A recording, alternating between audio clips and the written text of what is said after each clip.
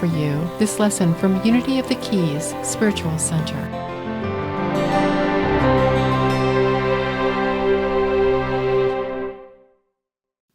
Good morning, everybody. It's an honor to be here. So I would like to begin with today's date. Today is June 28th, and it is a curious date in history. On June 28th, 1914, an assassination in Sarajevo set into motion events that would lead to World War I. 5 years later, on that same date, the Treaty of Versailles was signed, officially ending that same war. One date became associated with both the beginning of conflict and the search for peace. The same day witnessed humanity's capacity for division and its longing for reconciliation. Now, as students of unity, we may ask a deeper question. What causes wars in the first place? Certainly, there are political causes, which we're not going to talk about today, economic causes, and social causes. But Charles Fillmore, our co-founder, would encourage us to look beneath the surface of all of that. He taught that every outer condition has an inner counterpart. Conflict in the world begins as conflict in our consciousness. Bondage in society begins as bondage in thought. And freedom in society begins as freedom in our consciousness. The world we experience collectively is influenced by the consciousness that we cultivate as individuals. This insight leads us to today's theme, the independence of our soul, that divine birthright. For genuine freedom begins within long before it appears in our outer world. The great misunderstanding about freedom is that most people spend much of their lives looking for it and seeking it. We seek freedom from our debts, from our illnesses, from our difficult situations, from our troublesome relationships, and there's nothing wrong with that desire. Yet many people discover a surprising truth. Even when external conditions improve, inner freedom is not guaranteed. Have you ever met someone in your lives that has everything in the world that you think should make them happy, yet they're still anxious and not happy? Have you ever known anyone with wealth, but they still lived in fear? Someone with success who still felt trapped? Someone with influence, but they remained deeply insecure? Conversely, have you ever met someone facing a tremendous challenge in their life, but they still radiated peace? Someone whose body was weak, but whose spirit was still strong. Someone whose situation seemed limited, but whose joy was still so expansive. Charles Fillmore would say that the difference in those situations is our consciousness. Freedom is not primarily a condition. Freedom is a realization. Freedom is awakening to who we truly are, realizing that it is our divine birthright. In unity, we begin with a foundational truth. Human beings are created in an image and likeness of God. Genesis tells us God created man in his own image. And if we believe God to be spirit within us, then our essential nature is spiritual. If God is life, then life flows through each and every one of us. And if God is love, then love is planted within us. If God is free, then freedom belongs to us as part of that divine inheritance. Charles Fillmore taught repeatedly that freedom is not something we must manufacture. It is something that we have to uncover. It already exists at the core of our being. The problem is not that freedom is absent.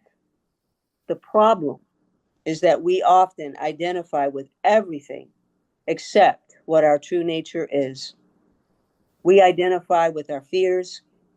We identify with our failures, our limitations, our history, with our old wounds.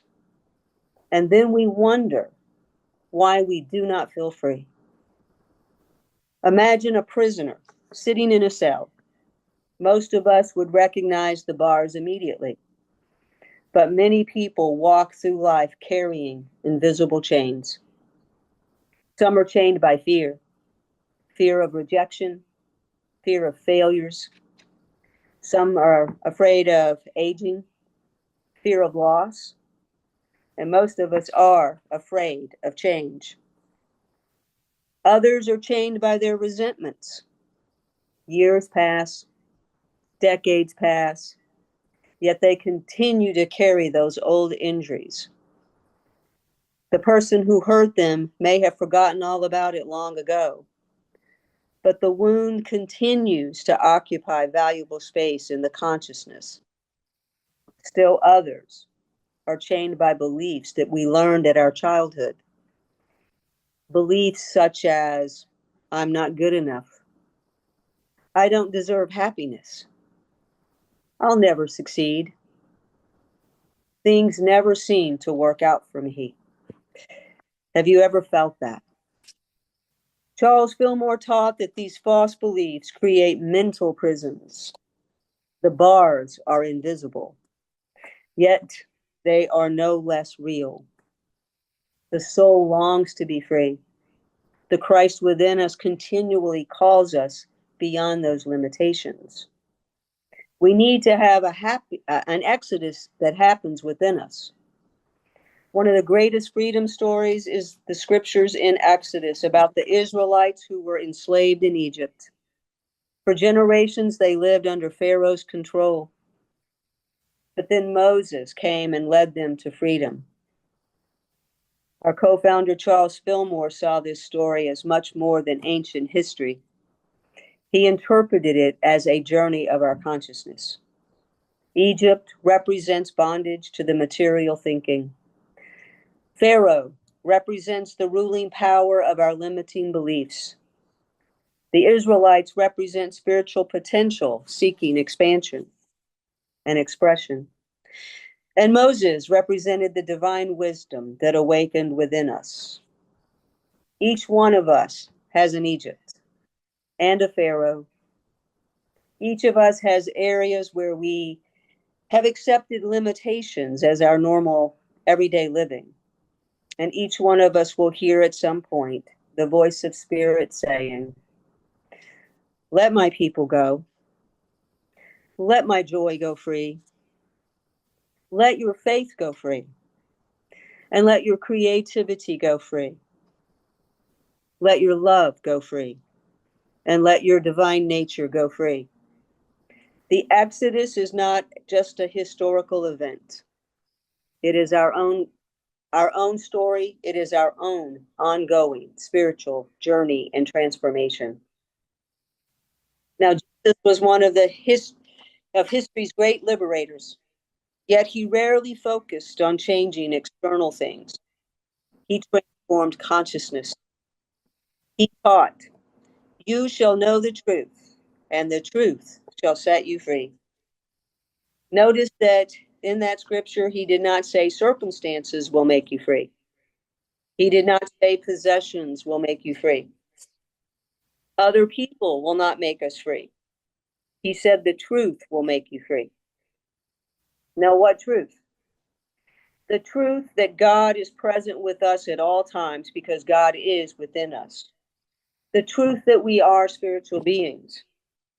The truth that divine love is stronger than our fears. The truth that we are never separated from God. And the truth that the Christ within dwells here. Every time we remember those truths, another chain will fall away. Every time we affirm divine reality over appearance, another door will open.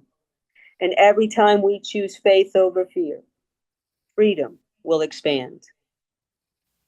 Now, the Declaration of the Independence of our Soul, Emily Cady said, no one else can do our spiritual work for us. Freedom, like healing, like awakening, is an individual realization. As Americans approach our Independence Day, we remember a declaration signed by courageous individuals who believed freedom was worth pursuing. But today, I'm inviting you to imagine another declaration, a declaration of the independence of your souls. Imagine standing and declaring that I declare independence from fear.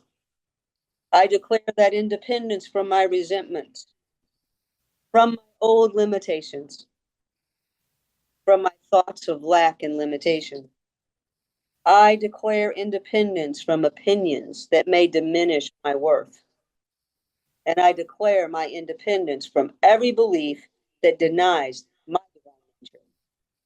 I claim my spiritual freedom as a child of God. This declaration is a spiritual declaration, and it's a sacred decision to align with truth rather than the appearance of the outside interest. Now, one of our greatest pathways to that spiritual freedom is forgiveness. Many people believe forgiveness benefits the person who caused the hurt. In reality, forgiveness frees us as we forgive others and as we forgive ourselves. Unforgiveness will keep us emotionally attached to the past. It will ask us to relive the injury that repeatedly. It allows yesterday's pain to dictate today's experience. Jesus understood that deeply. That is why forgiveness was central to the ministry of the stories in the New Testament. Charles Fillmore described forgiveness as a cleansing process. It washes accumulated negativity from our consciousness. It clears the channels for divine life, and it creates room for us to have peace. Forgiveness is not saying what occurred was acceptable. It is just saying that I am choosing freedom over bondage, and I am choosing healing over resentment, and my future over the past. Every act of forgiveness is an act of liberation. The Apostle Paul offers one of the most powerful examples of inner freedom. Some of the most inspiring words that were written while he was imprisoned. Imagine that. Physically, he was confined, but spiritually, he was free. He wrote, I have learned in whatsoever state I am, that wherewith to be content. This was not passive resignation. It was spiritual mastery. For Paul discovered something that many of us never learn.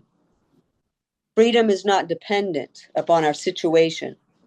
It's dependent upon our consciousness. The outer prison could not imprison the Christ that is within him, and it can't with us either. There are many circumstances in our life that we can't immediately change, but we always can choose our consciousness. We can choose faith and gratitude. We can choose forgiveness, and we can choose trust. And when we make those choices, we experience freedom before conditions change. There's a story of an inner liberation. There was a woman, she carried a lot of anger towards her father for nearly 40 years because she believed that he had failed her in countless ways. Every time a conversation came up about him, the wounds reopened. Every member opened up a resentment for her. But one day, during prayer, she became aware of something. Her father was not controlling her life. The resentment she was carrying was. The past was imprisoning her. Her attachment to it was imprisoning her. So she decided that she would sit and pray, and she did so for months. Not for him to change, not for history to change, because we can't do that, but for her heart to change. Gradually, something softened within her. Nothing in the past was altered, but everything in her present changed. The burden was lifted. The anger dissolved. Her chains fell away. She discovered a profound truth. Freedom has been waiting for her all along. Now, at the center of unity is the understanding that the Christ is the divine potential within each and every one of us. The Christ is not limited. The Christ is not fearful, and it is not bound by the appearances. Our Christ within us sees possibilities where the human mind may see obstacle. We see abundance where fear sees scarcity. The Christ sees wholeness where appearances may suggest brokenness. Now, as we awaken to our Christ consciousness, we begin living from the inside out. We stop asking situations for permission to be peaceful. We stop waiting for the perfect condition before expressing joy. And we stop postponing our happiness until everything is resolved. Instead, we anchor ourselves in the divine truth. And from that foundation, freedom will emerge naturally. So as we reflect upon June 28th and its historical reminders of conflict and reconciliation, let us remember that every great transformation begins within. The freedom we seek in the world must be cultivated in our consciousness. The peace that we desire in society must first be established in our souls. And the liberty that we celebrate externally must be first realized internally. Paul wrote, "Where the Spirit of the Lord is, there is liberty." Not someday, not when situations improve, not after our problems disappear, but where the Spirit of the Lord is, there is liberty. And where is that Spirit? That Spirit is within you, your heart, your mind, your soul. Emily Cady reminds us in Lessons in Truth that freedom is not something another person can bestow upon us. It is discovered as we awaken to the Christ presence already within us. She teaches that every soul has the capacity to rise above our limitation because our true life is hidden within the Christ within. She also writes that we are often held in bondage, not by circumstances, but by our beliefs. The prison doors are open when we stop identifying with appearance and we begin identifying with our divine inheritance. And that is precisely what Jesus meant when he said, "You shall know the truth, and the truth shall make you free." Charles Fillmore called this the awakening of our Christ mind. Emily Cady called it claiming our divine sonship. Jesus in the stories just simply lived it. They were all pointing us toward the same eternal reality. Freedom is our spiritual nature. So today, I invite you to make a sacred declaration, not merely a declaration like the one signed in Philadelphia 250 years ago, but a declaration written on your hearts that freedom is not postponed, it is a present possibility. To wake up each morning and choose to think as the Christ thinks. Choose love instead of fear. Choose forgiveness instead of resentment. Choose faith over doubt. And remember who you truly are. Because every time you make those choices, another chain will fall away. Every time you remember your divine identity, another prison door will open. And every time you align your mind with the Christ mind, your soul becomes a little more independent and a little more dependent upon the presence of God within you. That is true liberty. That is spiritual freedom. And this is the independence of the soul. So as you leave your place today, walk a little lighter, think a little higher, forgive a little quicker, trust a little deeper, love a little more generously, and remember that every morning when you awaken, I am free. Not because everything around is perfect, but because the Spirit of God lives within each and every one of you. For truly, where the Spirit of the Lord is, there is liberty, and that Spirit lives within each of you. And that divine presence is forever free. May we stand in that liberty. May you live from that liberty. May you share that liberty with everyone you meet.